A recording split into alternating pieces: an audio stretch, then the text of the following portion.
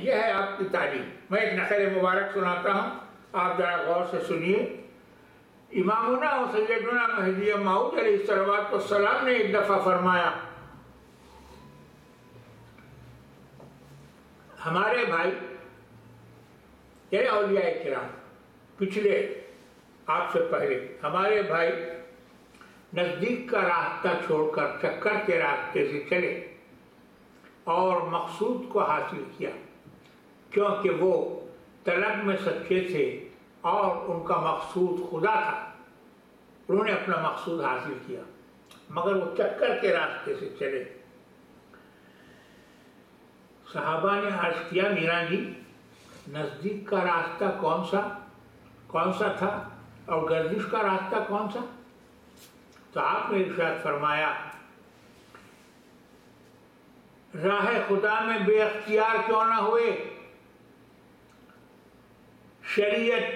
شریعت محمدی کے مطابق ہی راستہ نزدیک تر تھا، شریعت محمدی کے مطابق ہی راستہ نزدیک تر تھا۔ آپ کا ارشاد، انہوں نے اپنے اختیار سے تمام عمر روزے کیوں رکھے، حلال چیزوں کو کیوں چھوڑ دیا، سال ہر سال کنووں میں سرنگوں کیوں لٹکے اور 12 سال کی قید لگا کر روزے کیوں رکھے، حالانکہ اللہ تعالیٰ نے اس کا حکم نہیں دیا تھا۔ حسب فرمان باری تعالیٰ، وَمَنْ يَتَوَكَّلْ عَلَى اللَّهِ فَهُوَ حَسْبُهُ، جو اللہ پہ توکل کرے اللہ اس کے لیے کافی ہے۔ تمام عمر توکل کا روزہ کیوں نہ رکھا، ان کو چاہیے تھا کہ بے اختیار ہو جاتے۔ یہ مطلب یہ ہے کہ اپنے اختیار سے وہ چیزیں کیوں کی جس کا اللہ نے حکم نہیں دیا تھا، اپنے اختیار سے بے اختیار ہو جاتے، اپنے آپ کو شریعت محمدی کے حوالے کر دیتے تو اللہ سے قریب ہو جاتے۔ یہ فرما رہے ہیں، آپ غور فرمائیے، کشف کی بنا پر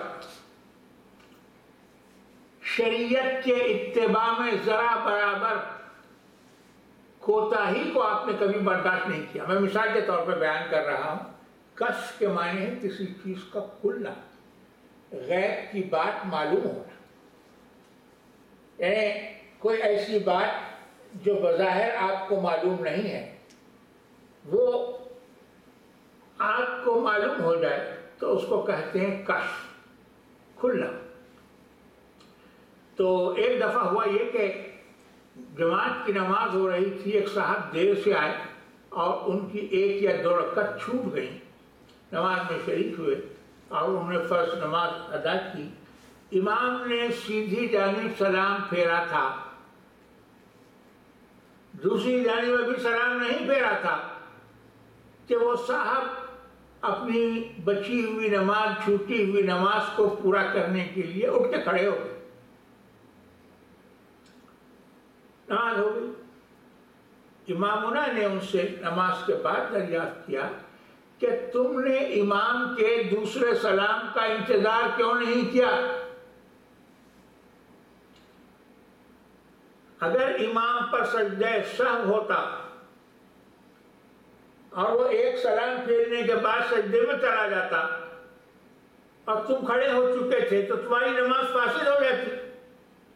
تم نے دوسرے سلام کا انتظار کیوں نہیں کیا؟ دیکھیں کتنی باریک بات ہے، کتنی چھوٹی سی بات ہے، اور اس میں کہاں تک شریعت کے اتباع کا آپ نے اہتمام فرمایا ہے۔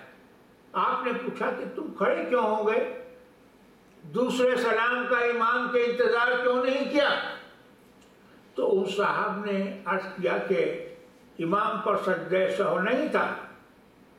آپ نے پوچھا تم کو کیسے معلوم ہوا؟ انہوں نے کہا کہ کشف کی بنا پر مجھے معلوم تھا، یعنی مجھے کشف حاصل تھا، غیبی معلومات کی بنا پر، کشف کی بنا پر مجھے معلوم تھا کہ امام پر سجدہ سہو نہیں ہے، امام اب سجدے میں جانے والا نہیں ہے، اس لیے میں دوسرے سلام کا انتظار کرنے کی بجائے پہلے سلام پر ہی اٹھ کھڑا ہوا۔ تو امامنا و سیدنا مہدی موعود کیا فرماتے ہیں یہ سنیے اور یاد رکھیے،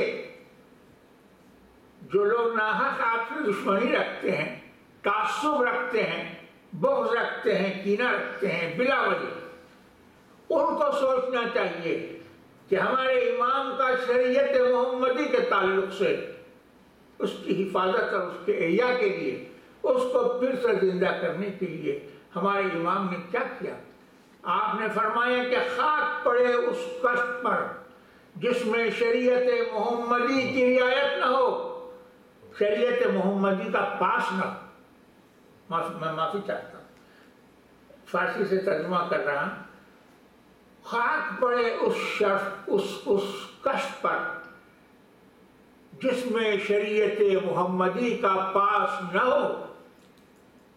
اور پھر آپ نے ارشاد فرمایا کہ جو شخص شریعت محمدی کی خلاف ورزی کرتا ہے اور پھر کشف کا دعویٰ کرتا ہے تو ایسے کشف کو کشف نہیں کہا جاتا۔ ان کے کشف کو کشف ہونے سے آپ نے اس کو کشف ہونے سے مانا ہی نہیں۔ آپ نے فرمایا کہ ایسا کشف نہیں ہے جس میں شریعت محمدی کا پاس نہ۔